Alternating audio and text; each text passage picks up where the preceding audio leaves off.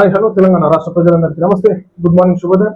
ఈరోజు మన ప్రజావాణి Telugu దినపత్రికలోని main faction వార్తా విశేషాలు ఎట్లా ఉంచుతాం. సో దయచేసి వ్యూవర్స్ అందరూ ఛానల్ ని సబ్స్క్రైబ్ చేసుకుని వీడియోని మీ యొక్క సోషల్ మీడియా గ్రూప్స్ లో షేర్ చేయవలసిన కోరుతున్నాం. వార్తా వివరాలకు వెళ్దాం.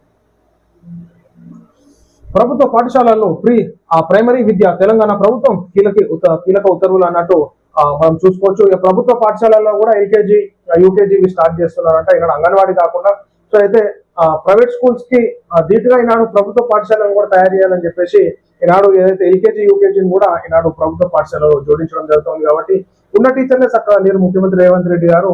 ఎందుకంటే ఈనాడు ఏ పాఠశాలలో మా దగ్గర చాలా మేము కవరేజ్ చేసినాము, ఒకసారి మీరు చూడండి. ఎందుకంటే ప్రభుత్వ పాఠశాలలలో పోతే చెట్ల కింద కూర్చోబెడతారు, ఒకటే ఇద్దరు సార్లు ఉంటారు, ఆ ఇద్దరు సార్లు మొత్తం స్కూల్ మొత్తం రన్ చేస్తారు. మరి ఎట్లా చదువుకుంటారో ఎట్లా చదువు చెప్తారో మరి అర్థం కాదు.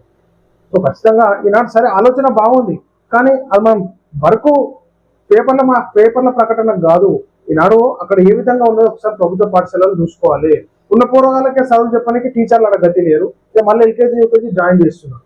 సో ఫస్ట్ మీరు ఉద్యోగాలను భర్తీ చేయండి, ఈనాడు టీచర్లని అసిస్ట్ చేయండి.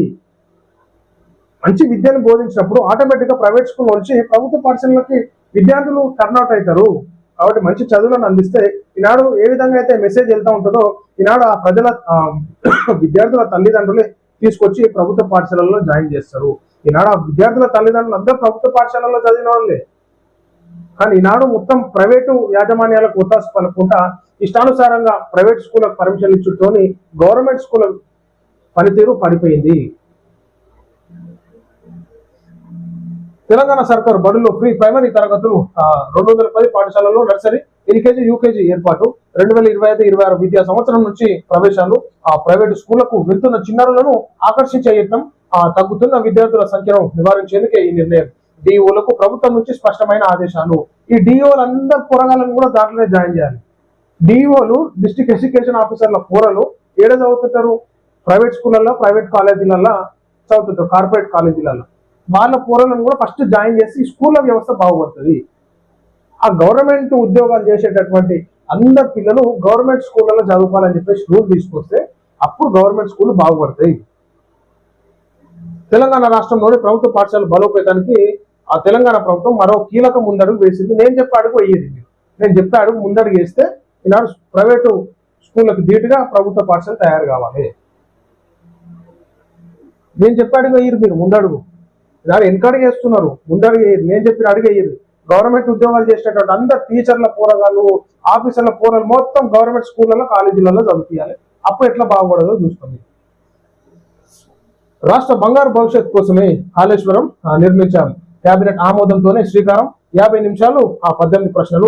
మాజీ ముఖ్యమంత్రి కేసీఆర్ కాళేశ్వరం కమిషన్ విచారణ ముగిసింది. దాదాపు 50 నిమిషాల పాటు విచారణ సాగింది. కాళేశ్వరం ప్రాజెక్టుకు సంబంధించి కేసీఆర్ ను కమిషన్ చైర్మన్ పిసి ఘోష్ ప్రశ్నించారు. ఈ సందర్భంగా కమిషన్ కు కేసీఆర్ పలు డాక్యుమెంట్లను అందించారు. కాక ఏజ్ ఇప్పుడు ముసలాయన అయినాడు, కాక శాతం అయితే లేదు.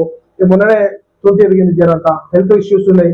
ఇక ఊకే సపరేట్ చేసి ఏం చేస్తాం అన్నట్టుంటది కథ. కాకొచ్చి ఏదో ఒకటి ఊరిపోయేసి మంత్రి వెళ్ళిపోతారు. నాకేం తెలియదు, నేను అసలు నాకు తెలియలేదు, నాకు పోయి చూడలే అంటాడు. ఇక అప్పుడేమో నేనే ఇంజనీర్ని, నేను సుక్క రక్తం కష్టపడాడు, ఎండలో నిలబడి నేను కట్టించిన అన్నాడు. ఇప్పుడు ఇంటికి వచ్చే వరకే నాకేం తెలియదు, నాకు సంబంధమే లేదు, ఏమన్నా ఒక ముఖ్యమంత్రి లాగా ఉన్నా కట్టూరు అని చెప్పినాడు ఇంజనీర్లకి. వాళ్ళు గట్ల కట్టిన్నారు, నాకైతే ఏం తెలియదు అంటారు. ఎవరు హుషార్ల వాళ్ళు ఉన్నారు. మళ్ళీ అదే సీన్ ఆ ఫోన్ ట్యాపింగ్ పై నోరు మీద పని ప్రభాకర్ రావు 2 ఫోన్లు స్వాధీనం చేసుకున్న సిట్ అధికారులు 14 తిరిగి విచారణకు రావాలి. ఇన్ని రోజుల తర్వాత ఫోన్లు సీజ్ చేసుకుంటే ఏమన్నా ఉంటుంది? ఆయన హుషారు కల్లోడు. ఫోన్ సీజ్ చేసుకుంటే ఏముంటుంది? దాంట్లో ఏముంటుంది? అన్ని తీసి పడేసి కొత్త ఫోన్లు కొని కొత్త సొమ్మిది తీసుకొని ఉంటాడు అంతే. ఆయన ఒక 100 మంది ఫోన్లు ట్యాపింగ్ చేసిన ఆయన ఫోన్ ట్యాప్ కాకుండా చూసుకోవాలని ఆయనకు తెలియదా? రాష్ట్రంలో సంచలనం రేపిన ఫోన్ ట్యాపింగ్ కేసులో ప్రధాన నిందితుడైన ఎస్ఐబి మాజీ ఐజీ ప్రభాకర్ రావు బుధవారం రెండోసారి విచారణలో సైతం అనేక ప్రశ్నలకు మౌనం వహించినట్టు తెలిసింది. మౌనం ఎందుకు? ఉన్నమాట చెప్పాలంటే అసలు ఎవరో అందరికి తెలిసిన సంగతే. తల తాకట్టు పెట్టైన సంక్షేమ ఫలాలు అమలు చేస్తాం. ములుగు జిల్లాకు మరో 1000 ఇండ్లు మంజూరు.